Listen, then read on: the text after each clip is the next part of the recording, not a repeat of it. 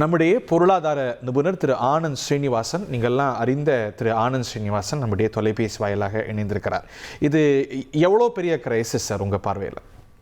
இது பெரிய crisis sir. 1989, 1990 and 2006-07 வந்த மாதிரி கிரைசிஸ். இதுல ஆல்ரெடி பெங்களூர்ல பல ரெஸ்டாரண்ட்ஸ் மூடிட்டாங்க. இங்க உங்க ஸ்டாஃப் சொன்ன மாதிரியே பல இடத்துல மெனுவை குறைச்சிருக்காங்க.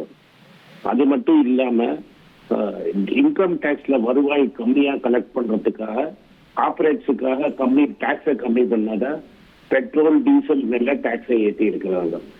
அது $140 கச்சா எண்ணெய் விற்கும் போது சிலிண்டரை மன்மோகன் சிங் ஆட்சி $240 $300 கொடுத்துட்டு இருந்தாங்க. சிலிண்டர் $1000 இருக்கு. இங்க $50 $60 வித்து, இந்த போருக்கு முன்னாடி $50 $60 விற்கும் போதே $1000 சிலிண்டர் வித்துட்டு இருந்தாங்க. $102 பெட்ரோல் டீசல் வித்துட்டு இருந்தாங்க. அதுக்கு முக்காவாசி வரிங்கிற பேர்ல போட்டு ரத்தத்தை முடிஞ்சிட்டு இருந்தாங்க. இப்ப என்ன ப்ராப்ளம்னா, இது ஒரு பிசிக்கல் ப்ராப்ளமா தான் நீங்க பார்க்கணும். பேசிக்லி நம்மளோட முக்காவாசி டாக்ஸ் கலெக்ஷன் பெட்ரோல் டீசல் கேஸ்ல தான் வருது. இப்ப என்ன ஆகும்னா, எய்தர் நீங்க டாக்ஸை குறைந்த இன்னொரு 10 நாளைக்கு போச்சுன்னா எய்தர் உங்க டாக்ஸை குறைக்கணும், இல்லாட்டா நீங்க விலையை ஏற்றணும். ஆல்ரெடி கமர்ஷியல் சிலிண்டர் விலையை $200 ஏற்றிட்டாங்க. எல்பிஜி சிலிண்டரை $60 ஏற்றிட்டாங்க.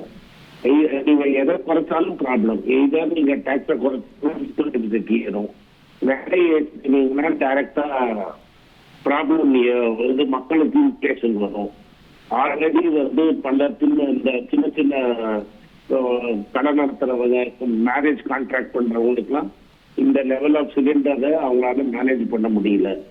ஸோ இது கிரிக்கெட்ல டாக்ஸ் அப்படின்னாங்க. இருந்தாலும் லூஸ் மாதிரி தான் சுச்சுவேஷன். இதுக்கு ஒரு ஹாப்பி எண்டிங்கே கிடையாது. இந்த ஷார்டேஜுங்கிறது 2 விதமா இருக்கு. ஒண்ணு லிக்விஃபைடு கேஸ் கம்ப்ரஸ் நேச்சுரல் கேஸா வருது. அது கத்தர்ல இருந்து வருது. அந்த கேஸ் ஃபீல்ட மூடிட்டாங்க.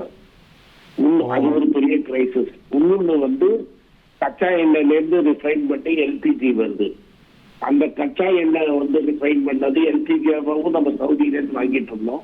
சவுதி அராம்கோவோட ராக்புங்கிற ரிஃபைனரியை ஈரான் குண்டு போட்டு க்ளோஸ் பண்ணிட்டாங்க. ஸோ நீங்க கச்சா எண்ணெயும் வரமாட்டேங்குது. ஸோ கச்சா எண்ணெய் ரிஃபைன் பண்ணி எல்பிஜி கொண்டு வருதுங்கிறது கஷ்டம். So there will be a shortage. அதை டைவர்சிஃபை பண்ண முடியுமா? இப்போ அல்ஜீரியால பேசுறோம், மற்ற நாடுகள்ல இருந்தும் பேசிட்டு இருக்கோம்னு அரசு சொல்லுது. அது எளிமையா கையாளக்கூடியதா? அங்கிருந்து நீங்க கச்சா எண்ணெயை வாங்கி கப்பல்ல ஏற்றி இங்க கொண்டு வரதுக்கு எவ்வளவு நாள் ஆகும்?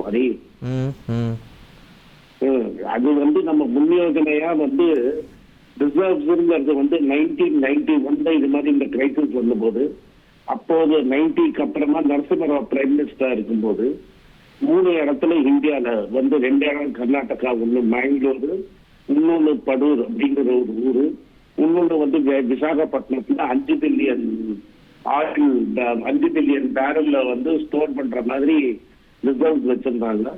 பட் இந்தியாவோட எக்கானமி 90ஸ்ல இருந்து குரோ ஆகி இன்னைக்கு பல மடங்கு குரோ ஆயிடுச்சு.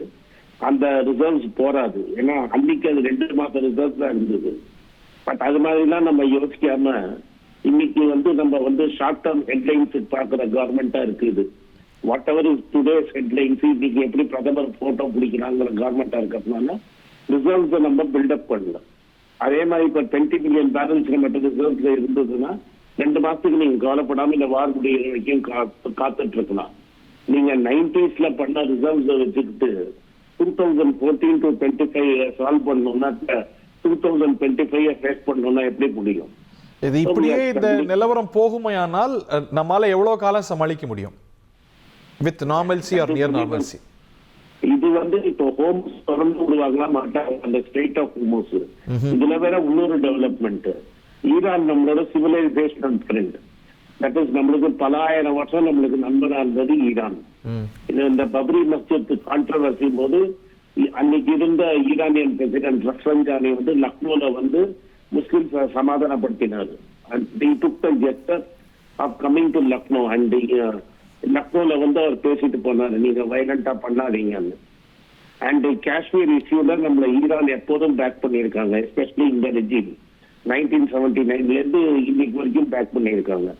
அது மாதிரி ரெஜிமை இவங்க ஒரு கண்டனன்ஸ் ரெஜிஸ்டர்ல கூட பிரைம் மினிஸ்டர் கையெழுத்து போடாதது, அபிஷியலா இவங்க கையெழுத்து போடாதது ரொம்ப தவறு. அப்ப எப்படி உங்களுக்கு மத்தவங்க வந்து நீங்க இஸ்ரேல் பின்னாடி இஸ்ரேல் கச்சா எண்ணெய் இருக்கா, என்ன இருக்கு? இப்ப நீங்க இஸ்ரேலோட க்ளோஸா இருந்தீங்கன்னா எந்த country will give you oil? இப்போ அந்த மிடில் ஈஸ்ட்ல இருக்கிற எல்லா நாடுமே இஸ்ரேலை எதிரி மாதிரி பாக்குறவங்க. போருக்கு 2 நாளைக்கு முன்னாடி போய் அங்க எதுக்கு போனீங்கன்னு சொல்லாம போய் அங்க கையை குலுக்கிட்டு வந்துட்டு இன்னைக்கு வந்து கச்சா எண்ணெய் வேணும்னு யார் கொடுப்பாங்க உங்களுக்கு? இல்லையா? இப்போ இதை கையாளுறதுக்கு நமக்கு முன்னாடி இருக்கக்கூடிய ஆப்ஷன்ஸ் என்ன நினைக்கிறீங்க? முதல்ல வந்து இதுக்கு வந்து first of all we should know who is our friend and who is our enemy. And என்னைக்கோ வராத போருக்கு குண்டு வாங்கிறதுக்காக இஸ்ரேல போறதுக்கு முன்னாடி we should have build good relationship with the Arab world. இன்னைக்கு கல்ஃப் கண்ட்ரீஸோட நமக்கு ஒரு ரொம்ப சுபிட்சமான உறவு இதுக்கு அப்புறமும் கூட இருக்கிறத பார்க்குறோம்ல. we are prioritizing that. எங்க நீங்க இஸ்ரேல்ல போய் நீங்க உங்க ஊருக்கு வந்த இப்ப நீங்க எப்படி ப்ரையாரிட்டைஸ்? இப்ப நான் give you another example. வைசாக்ல the supreme commander of the armed forces, that is the honorable president David Droupadi Murmu தலைமையில ஒரு வைசாக்ல ஒரு நேவல் பரேட் நடக்குது. அதுக்கு நம்ம போய் ஈரானை இன்வைட் பண்ணியிருக்கோம்.